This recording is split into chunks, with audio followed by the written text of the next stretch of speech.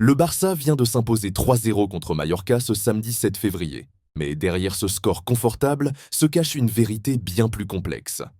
Une équipe à deux visages, des décisions arbitrales qui font grincer des dents et des performances individuelles qui posent de sérieuses questions à quelques jours d'un rendez-vous capital. Ce match a révélé autant de certitudes que de doutes sur les véritables ambitions de cette équipe. Et ce qu'on a vu sur la pelouse pourrait bien revenir hanter le Barça au pire moment de la saison. Hansi Flick a frappé fort avec son 11 de départ.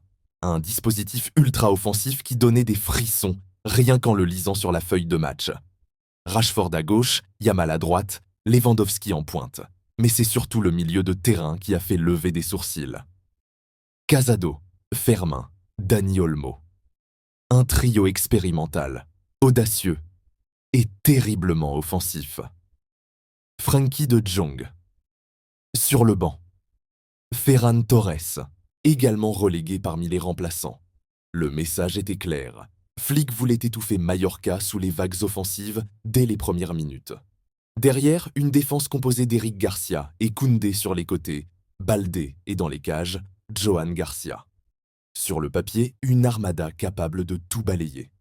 Dans les faits, la réalité allait être bien différente. En face, Mallorca n'avait pas l'intention de se laisser marcher dessus. Arrasate avait opté pour une forteresse à 5 défenseurs. Un bloc ultra compact avec Maffeo en piston, Mateu Morel, l'ancien du Barça, et surtout Jan Virgili, ce jeune talent vendu l'année dernière avec un pourcentage à la revente de 50%. Le Barça détient toujours une partie de ses droits. Il y avait aussi Pablo Maffeo, Muriqi, Samu Costa. Une équipe taillée pour résister, pour contrer, pour punir la moindre erreur barcelonaise. Et ils allaient le montrer dès le coup d'envoi. La première mi-temps a été un cauchemar. Le Barça a mis un temps fou à rentrer dans le match, comme si les joueurs évoluaient au ralenti. Mallorca multipliait les séquences dangereuses en transition, et franchement, on est passé à 2 doigts de la catastrophe à plusieurs reprises. Koundé, défensivement, un véritable désastre. Sur une première situation, il sauve les meubles après une mauvaise passe de Samu Costa. Mais sur les autres actions, il est complètement largué. Virgili le torture, le dépasse, le malmène. À un moment donné, Koundé tente même un coup du sombrero dans sa propre zone défensive. Un geste complètement ridicule qui aurait pu coûter très cher. Puis il y a eu cette situation où Virgili attaque un ballon de la tête et Koundé n'est même pas dans le coup. Absent, dilettante, offensivement non plus. Il n'a rien apporté de ce qu'il donne habituellement. Une première période à oublier pour lui. Mais Koundé n'était pas le seul à décevoir. Fermin et Dani Olmo ont été fantomatiques, invisibles. On les cherchait sur le terrain et ils n'étaient nulle part. Lewandowski aussi a été très discret pendant 45 minutes. Le seul joueur à vraiment prendre ses responsabilités, à tenter quelque chose, c'était Marcus Rashford. L'Anglais s'est décalé à plusieurs reprises pour frapper de loin. Une première tentative passe près du poteau. La seconde va être à l'origine du premier but. Son tir revient sur Dani Olmo, qui, sans le faire exprès, remet le ballon dans les pieds de Lewandowski. Le Polonais ne se fait pas prier et ouvre le score. Mais malgré ce but, la première mi-temps reste médiocre. Johan Garcia n'a pas eu énormément de travail, même si Eric Garcia a dû intervenir pour dégager un centre dangereux de Virgili sur le petit filet. Mallorca s'est procuré plusieurs occasions franchement inquiétantes. Ça passait tout le temps pas loin. Et puis il y a eu cette action juste avant la pause. Un coup franc de Rashford, un arrêt magnifique du gardien Léo Roman, et le ballon qui revient sur Yamal. Il est à 3 mètres des cages. 3 mètres. Il doit la mettre. Il doit attaquer ce ballon et tuer le match. Mais non, l'occasion est gâchée. Si le Barça avait marqué à ce moment-là, Mallorca aurait pris un coup derrière la tête psychologiquement. Au lieu de ça, on rentrait au vestiaire avec un petit 1-0 fragile face à une équipe qui n'avait absolument pas renoncé. Eric Garcia, elle a été bon. Rashford a apporté malgré quelques approximations techniques. Casado au milieu a raté des passes beaucoup trop facilement. Baldé n'a pas pris d'initiative. C'est vrai que Mallorca jouait en bloc ultra bas avec très peu d'espace. Mais on attendait tellement mieux des joueurs offensifs. Fermin et Olmo auraient dû tenter leur chance plus souvent. Il y a eu une frappe de loin d'Olmo qui a été contrée. Mais globalement, c'était beaucoup trop timide. Pas assez de responsabilités prises. Toujours ce petit jeu court dans les petits espaces au lieu de frapper rapidement. Et à chaque fois, un pied de Mallorca venait gêner. Virgili mettait en difficulté Koundé et même Koubarsi sur certaines phases, même si ce dernier a réalisé une première période plutôt solide, tout comme Eric Garcia. Tout a changé en seconde période. Le Barça est revenu avec une intensité complètement différente. En 10 minutes, tout s'est accéléré. Une tonne de situations créées. Casado frappe la barre transversale. Il y a une action où, franchement, il y a pénalty sur Yamal. En première mi-temps d'ailleurs, il y avait déjà eu une main d'un défenseur de Mallorca. Rien n'a été sifflé. Mais malgré un arbitrage qui ne donnait rien, le Barça a continué à pousser. Et c'est là que le danger guettait. Parce qu'on menait toujours 1-0. On aurait pu être à 3 ou 4 buts d'avance vu les occasions créées. Mais on sait ce qui peut arriver dans le football. Un coup du sort, une erreur, et tout bascule. Heureusement, Yamal a tranché. Un lasso de l'extérieur de la surface. Une frappe magnifique qui ne laisse aucune chance à Léo Roman. 2-0. Et là, on a enfin pu souffler. Flick a commencé à faire tourner. Marc Bernal est entré. Cancelo a remplacé Rashford sur le côté. Une alternative intéressante qu'on pourra réutiliser. Rock est également entré, lui qui mérite largement plus de temps de jeu, pour remplacer Yamal qui a été ovationné par tout le stade. Et puis il y a eu les grands débuts de Tommy Marquez avec l'équipe première. Un moment symbolique pour le jeune joueur. À la fin du match, c'était le spectacle. Mais il faut absolument parler du but exceptionnel de Marc Bernal. Un milieu défensif qui réalise un geste technique de cette qualité dans la surface adverse pour marquer, c'est rare. Très rare. Sa célébration avec Hansi Flick était magnifique. On voyait à quel point le coach était heureux pour lui.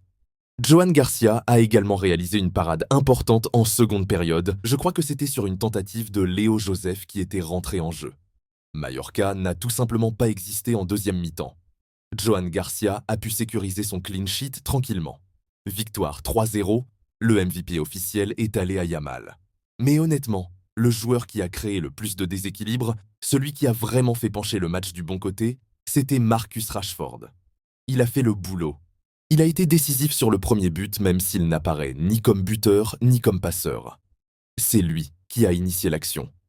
En seconde période, on l'a moins vu, et il est sorti assez tôt, vers l'heure de jeu, remplacé par Cancelo. Mais son impact sur la rencontre était indéniable. Le score a été validé. Il faut faire tourner l'effectif parce que les échéances s'enchaînent à un rythme infernal.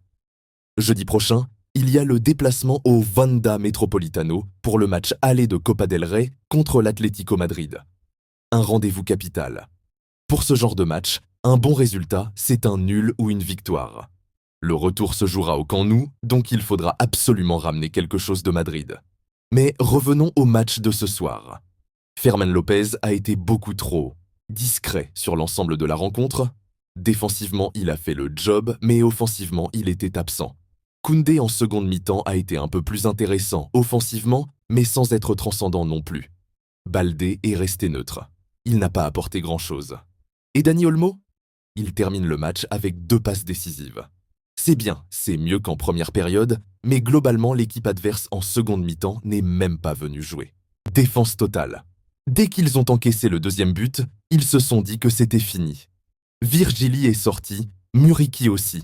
Ils ont joué la montre jusqu'au bout. Le troisième but, avec la merveille de Bernal, a enfoncé le clou. Ça aurait pu être beaucoup plus lourd. Il y a eu 2 pénaltys non sifflés pour le Barça. 2 situations claires, où l'arbitre et le VAR sont restés silencieux. Ça aurait pu être un festival. Mais ces petites décisions, ces petits détails, ça peut avoir des conséquences énormes. Imaginez qu'on soit à 1-0, que Mallorca égalise sur un coup du sort. Tout d'un coup, tu joues ta vie. Tu joues le titre. Tu joues un championnat sur des détails microscopiques. Et c'est pour ça que chaque décision arbitrale doit être scrutée avec attention. Parce que ce n'est pas normal de se faire refuser 2 pénaltys aussi évidents sans même un check du VAR. Ce n'est tout simplement pas normal. Cette victoire contre Mallorca révèle toutes les contradictions de ce Barça version Flick. Une équipe capable du meilleur comme du pire dans un même match. Une première mi-temps catastrophique où presque personne n'était au niveau, suivie d'une seconde période de grande qualité. Mais voilà le problème. On n'arrive jamais à enchaîner 2 grandes mi-temps. C'est systématique depuis plusieurs matchs. Soit c'est la première qui est bonne et la seconde où on relâche, soit c'est l'inverse, comme ce soir. Pour aller chercher les grands titres, pour rivaliser avec le Real Madrid et l'Atlético, il va falloir trouver de la constance sur 90 minutes. Pas 45, pas 60, 90. Le déplacement à Madrid arrive à grands pas. Et là-bas, il n'y aura pas de seconde chance. L'Atlético de Simeone ne pardonne jamais les approximations, les moments de flottement, les premières mi-temps ratées. Il faudra être au rendez-vous dès la première minute. Rashford va-t-il confirmer sa montée en puissance? Koundé va-t-il enfin retrouver sa solidité défensive? Fermin et Olmo vont-ils enfin prendre leurs responsabilités pendant 90 minutes?